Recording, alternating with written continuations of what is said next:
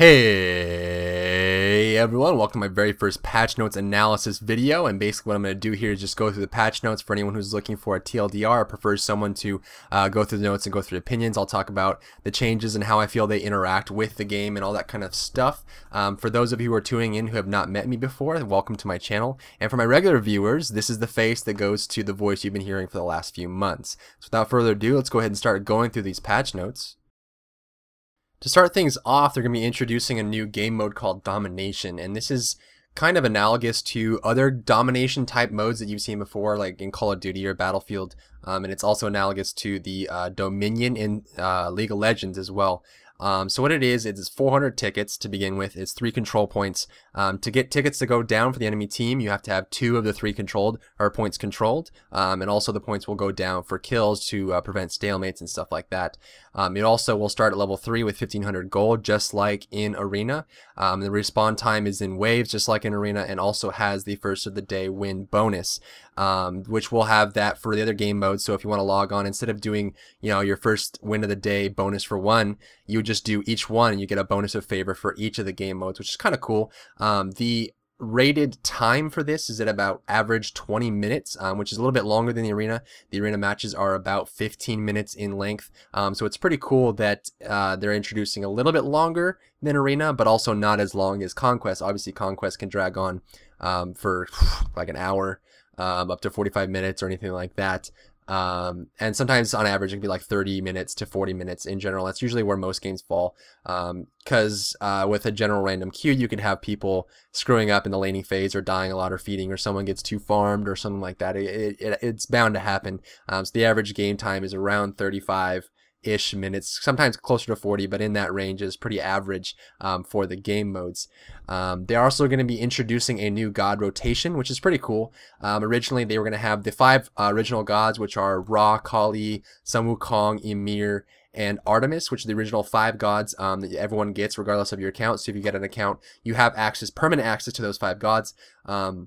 And what they were going to do is they were going to introduce a banning mode, which allows you to ban in normal conquest and in ranked conquest. I think it's mainly meant for ranked, but they're allowing it in normal conquest as well.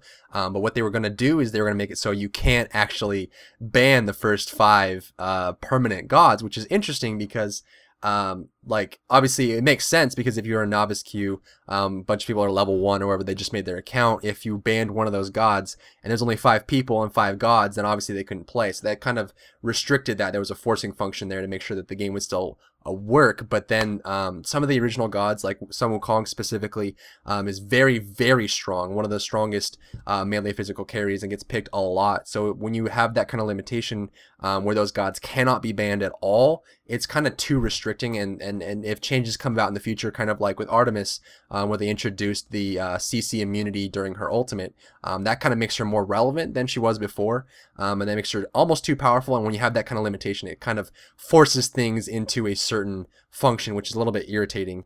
So it's kind of cool that they're going to have those rotations. They're going to have 5 rotated gods plus the 5 original. So if you make an account, you'll always have access to those 5 permanent gods: the Ra, Sun Wukong, Ymir, Kali, and the Artemis. So you'll always have access to those. But then I guess I'm assuming they haven't really noted on the rotation times, but they're going to be introducing 5 free gods that will rotate out every week, I'm assuming, and then you'll have access to cool new gods you haven't played before if you obviously didn't buy the 30 pack, or maybe some year in the future, like in a year from now when Smite's out and then well established and there's 50 gods. It's kind of cool to have free access to those gods that you normally would have to pay for, and that kind of keeps things going pretty well.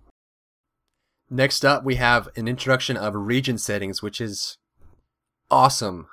So originally, and how it is now, is you actually get put into European servers. You're on North America, or vice versa. In European, you could be placed on a North American server, which obviously would introduce a lot of lag issues, just because you're going over the ocean for your ping-related issues. And when you're in the game, you can press F8 if you didn't already know this, and this will bring up a display in the top right corner of your screen, which will give you your FPS and also your ping.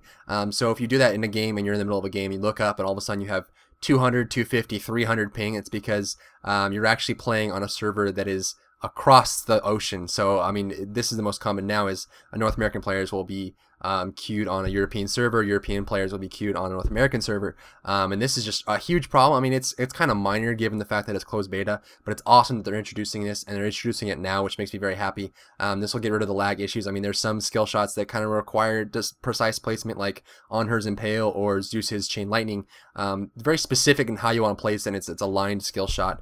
So with that lag, it makes it very difficult to play, and also makes it difficult to and for physical carries or anyone that has to basic attack. It's very difficult to have that delay between you shoot. You know, playing Artemis, you'll miss a bunch of shots and all that kind of stuff. So it's awesome they're going to be doing this. So when you go to the play screen after the patch, there should be a area which allow you to specify what region you're in, and as long as there are 10 plus players queuing up in that region, you'll be placed in that region. So obviously the extraneous edge case would be if there's 5 North American players and 5 European players queuing at one time, that's it. It's the middle of the night, or you know, whatever, there's just so little people playing, they're obviously gonna, you know, not queue them. They're gonna put them into a match together, and they'll probably choose one of the servers, maybe whoever has the most amount of players. But that would be the only edge case. As long as there's enough players queuing at the same time for your region, they're gonna put all of you in the same region, which is perfect. It's awesome.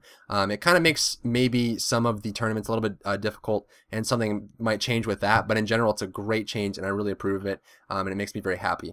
Next thing up, they're going to be introducing a third cast mode, and I'm going to go ahead and go through all these cast modes really quickly in case you weren't aware. The one that is in the game originally, the standard cast mode, is called normal casting. This affects how you use your abilities. The first one is called normal casting, and what it does is when you press the ability for the first time, it doesn't actually go. They made, some of them were counteracting to that, kind of like Anubis's ultimate Death Gaze, but they fixed that at some point. I think it was like a month ago or something like that. But what happens is you press the key once, and it'll give you a targeting decal. If it's an AoE, it'll have a circle around you. If it's a line skill shot, it'll be a line in front of you. If it's a cone, it'll have a cone in front of you.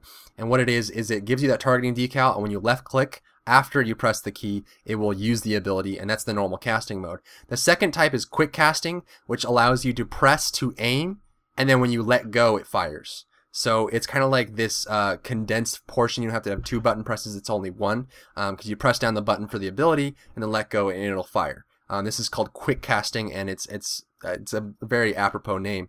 And then the third one is called instant, which basically is even even more condensed than that. It's basically when you click it, it shoots. There's no targeting decal, there's no aiming, there's no nothing. You kind of, and I guess for a character you've been playing for a very long time, and you kind of know exactly how it's going to work, as soon as you press it, it fires. So if you have on hers Impale, like I mentioned earlier, if you have that, as soon as you press it, it'll shoot out the Impale immediately. This is kind of the third type of cast mode, and it's interesting to see how that works, and maybe some people have different play styles, but it's awesome they're introducing different modes. I personally probably won't be using the instant one. I like to plan out my shots, especially certain abilities that have different animations and cast times like that. I like knowing where it's going to go. So personally for me, I probably won't use the instant one. I probably won't use the quick either. I'll probably stick to the standard. That's just what I'm comfortable with, but it's awesome they're introducing these other modes. Next up, they have matchmaking. A few changes here. Right now, how it works is all the queues are on a rotating timer. I think they're both on a 4-minute timer right now. But what it does is every 4 minutes it'll grab from a pool of everyone that's queued, and it'll put them in a match together. But what happens is it's kind of like the ranked queue was, and still is. When it finds that, it does matching, and I guess the algorithm's really slow or something like that. Something is quite poor there, but it'll find it, and then the time will tick down. But then it'll sit and match, and it'll just sit there for matching for like a minute to a minute and a half. It's quite a long time, and if you waited, 4 minutes for a queue, you're waiting nearly, a quarter of the time you waited for the queue just to wait for it to match. So it adds that extra time on there. So I guess they improved the algorithm for picking up people and putting them into matches and stuff like that. So it's awesome. That's kind of a minor thing, not that big of a deal. They're also making it so that the auto purchase settings are saved on server side, no longer on client side, which is cool, because what has been happening every single patch, and everyone knows this who's been playing SMITE for more than a couple weeks, knows that every patch that comes out, before you play a game, you got to go into the settings and fix everything. So your settings would even if you're like your client side video settings stay the same, your resolution, everything, your auto purchase settings will be reset to default, which is, buy items for me and pick my skills for me because I'm a babby. So it'll do that instead of doing that. So this, there's a key note here is that it will actually reset those for the next patch, for this coming patch, the one that this video is about, but it will not do that for future patches. So don't be upset if it does it for this patch, but in the future it shouldn't do it anymore. It's saving it per account, server side, so that if you say I don't want you buying my items and picking my abilities for me, it should save that on their end, and you won't have to deal with that ever again, hopefully. And they're also going to be doing, if anyone has noticed, if you alt-tab a lot while you're waiting for the queues, when you're alt-tabbed, it gives you an on-screen message letting you know that the queue has popped. They will also be doing this for invites to parties, which is cool because I know a lot of people that are, and personally for me when I do Sub Day Sundays or anything like that, I'm inviting people because I was in a game, they're like, oh, I'll wait. They'll go to a practice mode or they'll be alt-tabbed. I'm trying to invite them to a group, but they have no idea I'm doing it, and they'll come back 5-10 minutes later like, oh, sorry, I missed it, and then I have to put them back on the list or whatever. So it's cool that it'll have a pop-up from all tabbed users letting them know that they got a party invite. So that's a pretty cool change there too. They're also going to be changing the health on the towers. They're increasing the tower health by roughly 10%. And I approve of this change simply because there's a lot of times where mid can push down both the tier 1 and tier 2 towers literally within the first 6 to 8 minutes if they're losing. And sometimes if you back when you're in the lane or you get pushed a little bit too hard, if you don't have the capability to push back the lane before you leave, or you're losing, or even if you're tying, there's an opportunity for some characters, especially Ra. Ra is very good at pushing because he can heal the minions and push the other minions as well.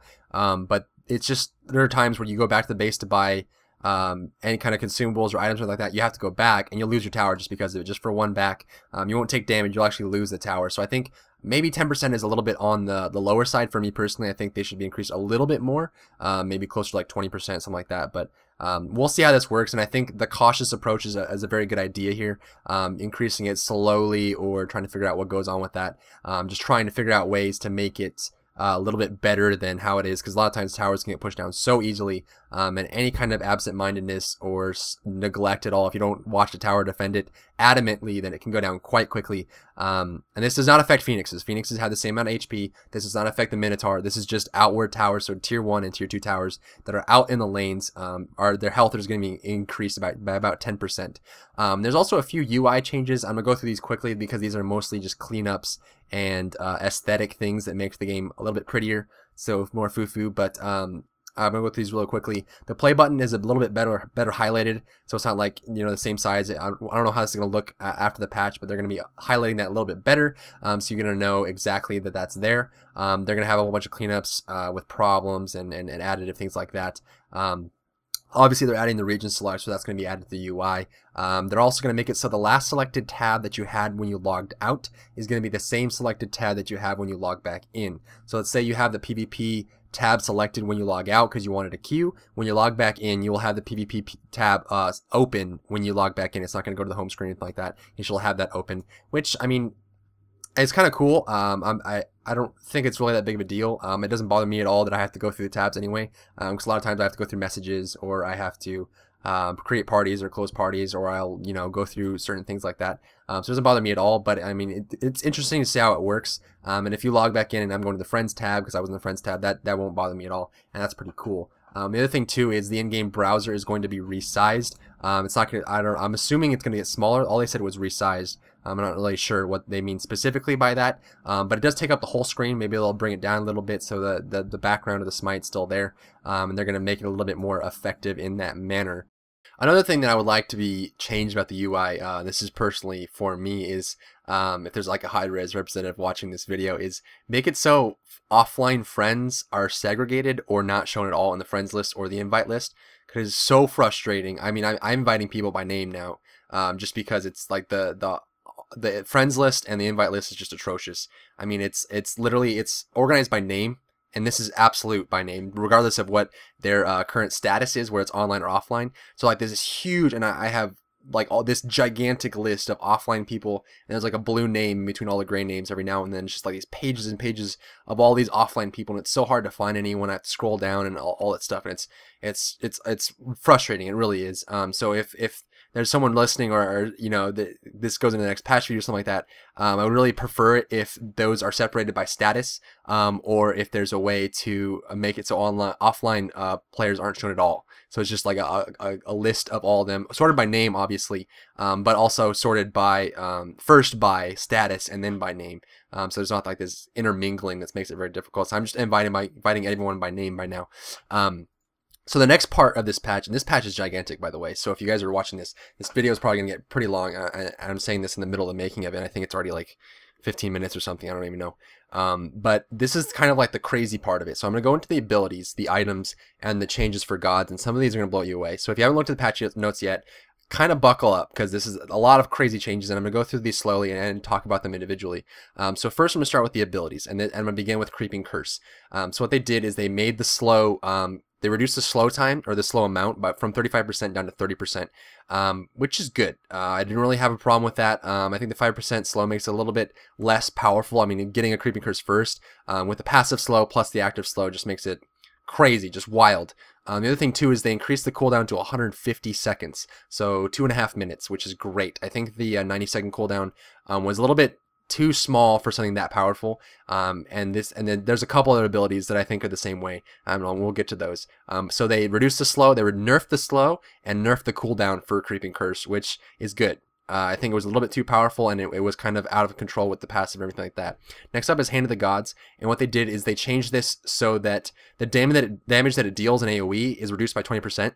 So it does less damage to AoE, so you'd have to get the buff minions lower to be able to use it. And I don't know how it would work out. It probably still would kill melee and ranged, obviously ranged minions. Ranged minions I think have like 300 HP or something like that. And it'll 20%. I think it was like 7. I don't even know. I'm not gonna try right now because I don't know what the exact numbers are. But they definitely reduce the damage that it deals. And the other thing too is they changed the passive. What the passive is now, I think it is increases your damage done to minions by 20, and I haven't looked at it in a while, but it also allows you to gain plus 10 health every time you hit a minion, and there's no cooldown for this. So what some people would do, like an On Her mid, would get a meditation and a Hand of the Gods, and as long as he's hitting minions all the time, throwing spears and all that stuff, he's healing himself constantly. So he has the meditation for mana and the Hand of the Gods to push the lane, and also to heal himself up. And it's just like without any items, he's all of a sudden this powerhouse in the middle lane. So I do approve of this. I think the passive was kind of didn't really fit too well, and the new passive is perfect. I think it's awesome, and the direction they're taking this is perfect. The passive now reduces the damage taken from jungle minions by 30%. So now it is 100% designed to help you jungle. That's what it's there for. That's all it is. It's not meant to push, because I mean it's been used to push. It's been used for the passive and all that kind of stuff. The cooldown was not changed at all. It's still the same cooldown, but now it does less damage, and the passive makes it so that you take less damage from jungle minions, which is perfect. Next up is Heavenly Agility, and there's a few changes here. What they did is they increased the speed buff from 35% to 40%, and this is good. I think it shifts with the nerf to Creeping Curse and the buff to Heavenly Agility, puts more of a on the fence between the two.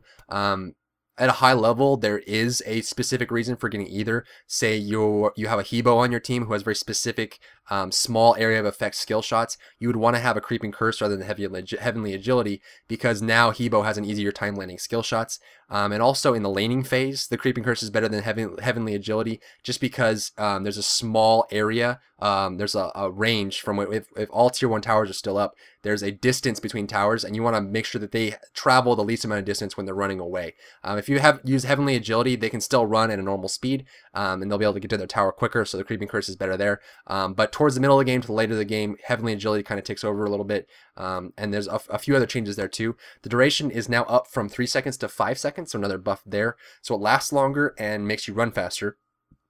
It also makes you immune to slows for the duration, which kind of makes it perfect, because there was like a Gem of Isolation, and a Ra throws down a Sunbeam. You just walk through it, and all of a sudden your Heavenly Agility is wasted. So it's perfect that they, number 1, increase the movement speed, number 2, increase the duration, and number 3, make it so you are immune to slows for the duration, which makes it very, very powerful. And of course, along with all this, it makes sense that they would increase the cooldown from 90 seconds up to 150 seconds. So again, 2.5 minutes. So a lot longer of a cooldown, but they made it more effective. So it's kind of like this more natural sense of I have to decide the specific time that I want to use this, rather than I just, you know, press my ability buttons and I win. You know, it's like I just push it and it works for me. I have to actually think about when I want to use it and why I want to use it. Intensified defenses is temporarily removed. Maybe they were checking some of the statistics and it wasn't being bought or used or anything like that. And I think intensified defenses, I never tried it myself.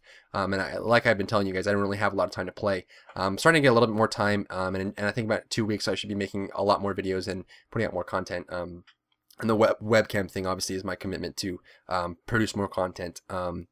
But I think they just maybe they want to go a different direction with that, or maybe they want to deal with that in a different way. So they're temporarily removing intensified defenses. Meditation, thank God, they're changing the passive. The passive was originally where it's just a passive flat 15 MP5 all the time. And this made it so no one, pretty much if you looked at the enemy team or your team, you should have just like all meditations, because the ability to refresh your mana on a 90-second cooldown plus have plus 15 mana per 5 all the time just made it like literally there's no reason not to buy it if you have any mana issues at all or you want to spam abilities. And it just made it so everyone in the lane never had to go back. Like if you were a pusher like Ra or Ao Kwong, or you know, anyone who's like really good at pushing, or Hell or anything like that, it's just once you had a meditation, you basically, as long as you were smart about it, you never ran out of mana. You never had to go home for mana. You may have had to go home for health, but never for mana. And especially for someone like Hell, they just, they're spam or Guan Yu. So I didn't really like the passive the way it was. The passive is now becoming a little bit better. What I like, what it is now, is when your mana goes under 40%, your mana regeneration doubles. So it's basically this threshold, protective threshold, that makes so your mana is always above 40%. So if it goes below 40%, it'll start regenerating twice as fast to get back up to that 40% mark, which makes it so you always have enough mana to use a certain amount of abilities, but it won't top you off all the time and keep you full on mana forever. So I like this passive. They're also increasing the cooldown to 120 seconds from 90 seconds. So another 30 seconds, so it's just perfect. I mean, I think that the meditation was getting out of control, and I really didn't like how the passive was and how it is now. Purification Beads are actually reintroducing the fact that it removes pulls again. So poor Ares, who just had his ultimate nerfed, is now going to have to worry about Aegis amulets and Purification Beads, which is just awful. But this helps with some of the other pulls, like Arachne's pull and stuff like that. So they're reintroducing the fact that that does prevent pulls. They're also increasing the cooldown of the Purification Beads up to 120 seconds. I think they had an overhaul where they reduced the cooldowns on everything, and I think they realized that that was a bit of an issue, especially with the introduction of the reducing in cooldowns and the fact that there's passives for everything. I think this was around the same patch time, and it just kind of made everything crazy.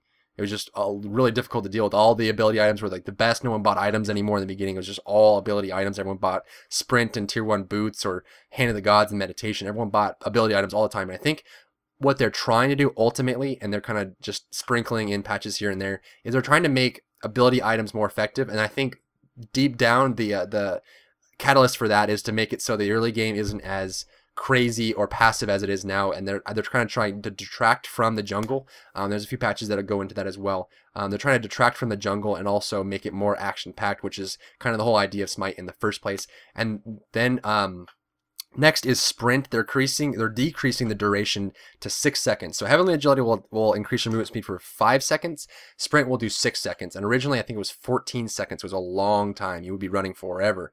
A bit of a long time to run really fast. So now it's down to 6 seconds, and the passive is still the same. I think the passive gives you 10% movement speed increase, which is really good. So they're nerfing that a little bit, and I think that makes you a little bit less likely to choose easily between heavily agility and sprint. And I think that the duration was a little bit too long, because then it made physical carries, especially melee physical carries, not required to get any kind of slowing mechanic or anything like that to be able to, because when you use basic attacks, your movement speed is slowed. So I mean, you wouldn't have to worry about that. You wouldn't need a Frostbound Hammer, you wouldn't need Creeping Curse or anything like that. You just hit sprint and just spam and follow them along, because you're going so fast you don't have to worry about the speed decrease, because the overall net increase is so much, so you don't have to worry about it. So that's pretty cool. They're also increasing the cooldown up to 150 seconds, as well as everything else. As far as items go, this is very non-consequential, but the recommended items list for some characters that had listed as mana pots, those mana pots will now be changed to health pots. For anyone who really uses the recommended lists, I don't think all of them are really that great. I don't think I've seen one of the recommended lists that I really enjoyed looking at or thought, yeah, I'm going to buy that. But they're changing it from mana pots to health pots, which makes sense because if you're a newer player and you're going to the lane and you're buying only mana pots, you're gonna die. I mean, you really need that health regeneration.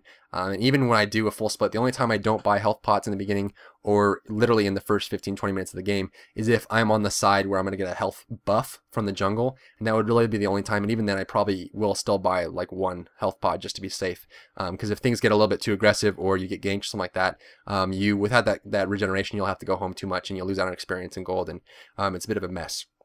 And the thing that I was mentioning earlier, they're changing the jungle up a bit. First thing is they're making so the experience reward for clearing a buff camp has been reduced by 50%. I like this as well. I mean, this whole patch is just awesome for me.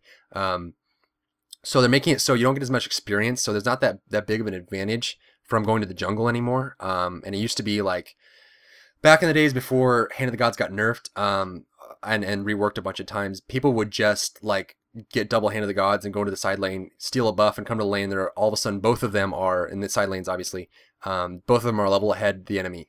They literally just get a free level just because there's so much experience. So the fact that they're reducing it there makes it so the jungling should be done alone. I mean, obviously, if it's reduced by 50% and then you're splitting it evenly between two people, it should be pretty nominal as far as the increase in experience, which I do like that a lot, and that should help focus more of the action into the lane and make it so junglers aren't so much of a powerhouse to just come into the lane, start stomping people, and then jump out and jump in. I mean, like characters like Bastet, where they get a health buff, they can just leap forward, slash you, and leap back, and they keep doing that over and over. Or a mana buff, something like that. A mana buff on a ranged character is just like just gives you a huge advantage in the lane.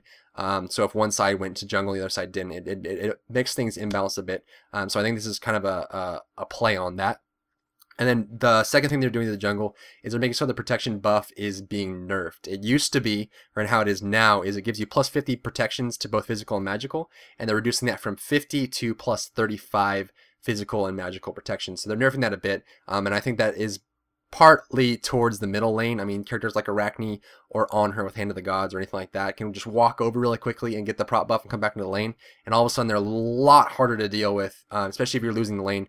And I don't think if you're losing the lane, you're going to get jungle buffs anyway. So it's a person who is controlling the lane in the mid lane, just steps out for a second, gets the prop buff, comes back, or junglers in general. I think it was a little bit too strong. I don't know if it was necessary to nerf it now, and then I think they're just going to try it. I think what they're doing is they're just trying out nerfs and buffs and all that kind of stuff in the closed beta, and they're getting better at it, honestly. When they were introducing gods before, they were like broken. Like Bakasura was a little bit out of hand when he was released. Guan Yu was a disaster. But as the gods are being released now, they're kind of closer to a more balanced state when they come out versus like the disaster it was before. So they're definitely trying things out, and now's the time to do it. I'm glad that they're doing that.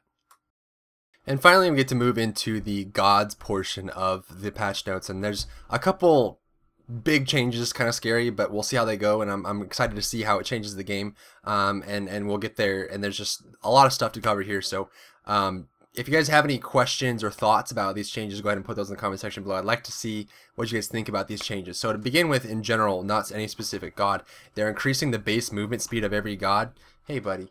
They're increasing the base movement speed of every god up by 10%, so everyone moves faster. So this kind of removes the need for boots, I suppose. Where are you going?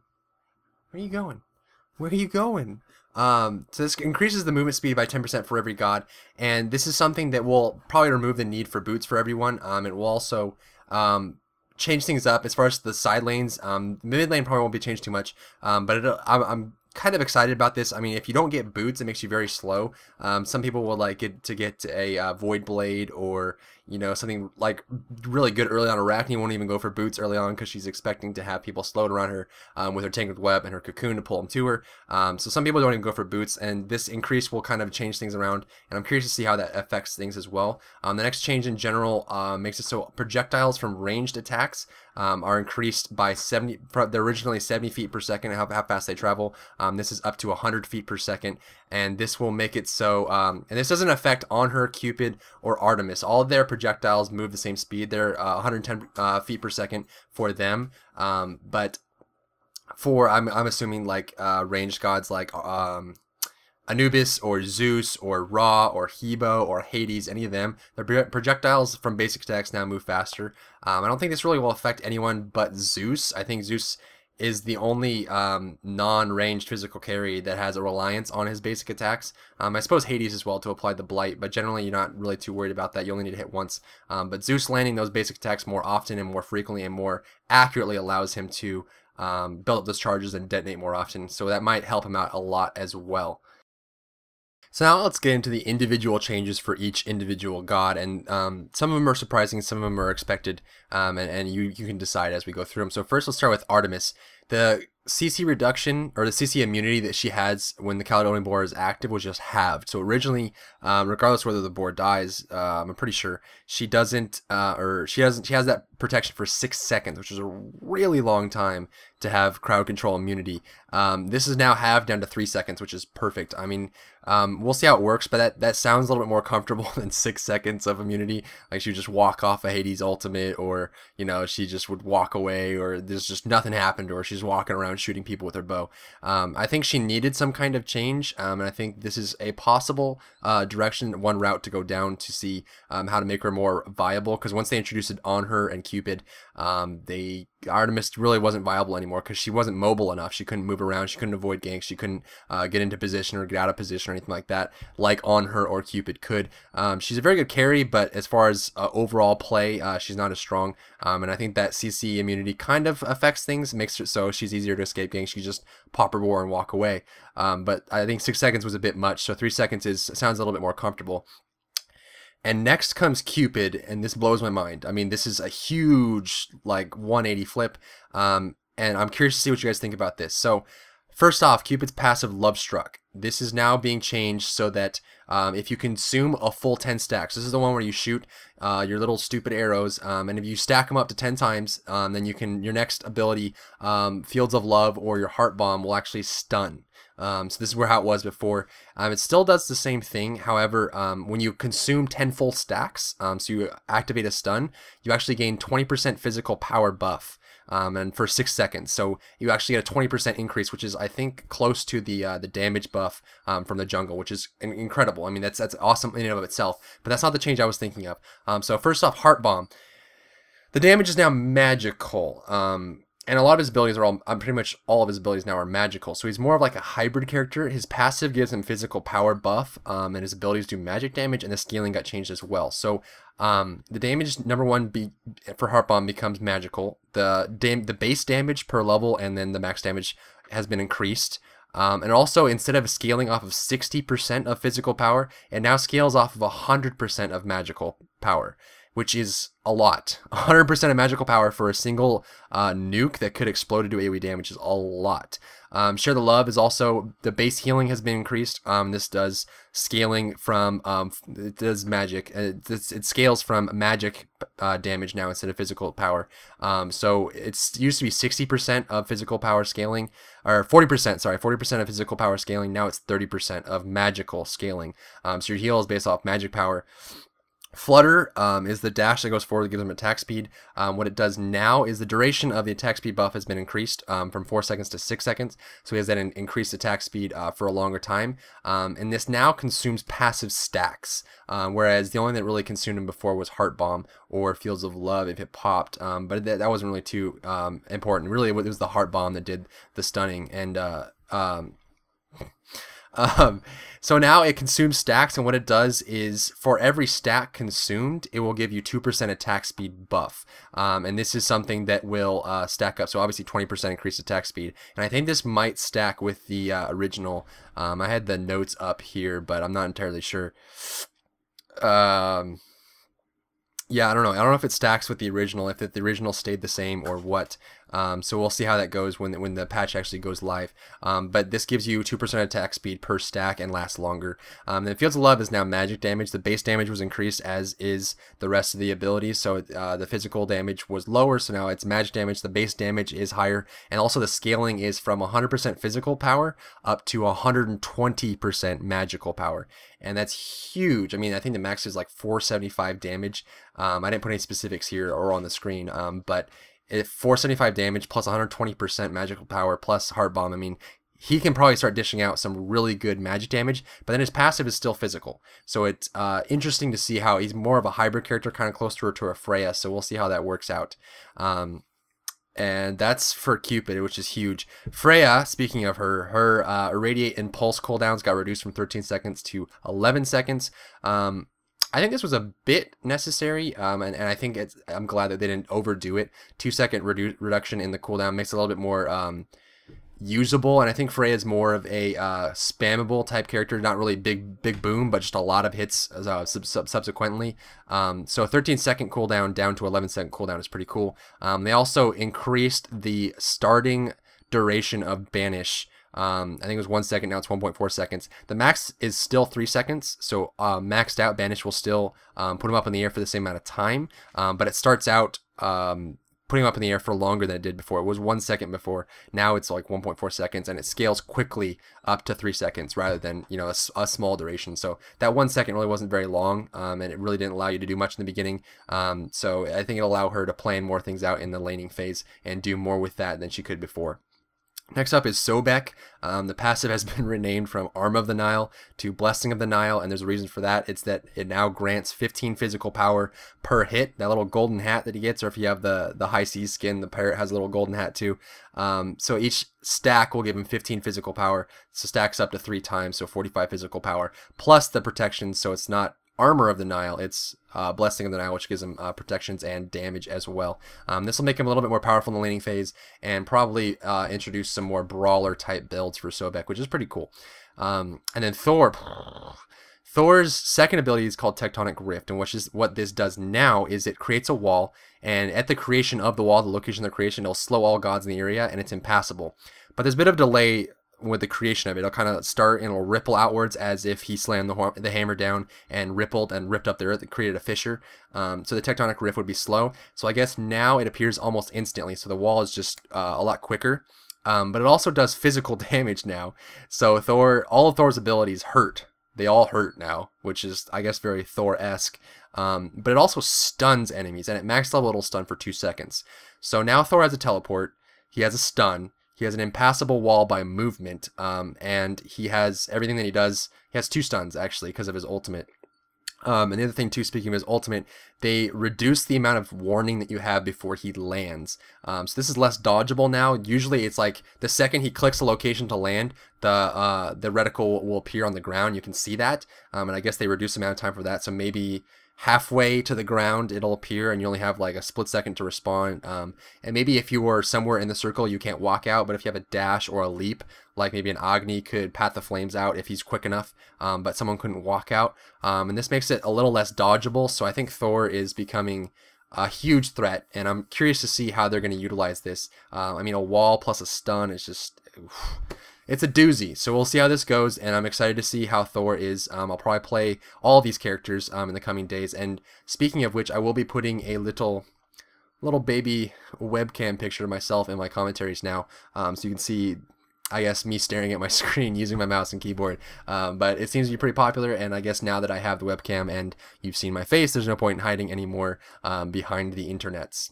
And finally, Ymir got changed, and this is another interesting change. So Frost Breath is the stun, the breathable stun that Ymir has, where it breathes out and stuns everyone. This now does damage. This does physical damage. I think it scales off of 50% of his magical power.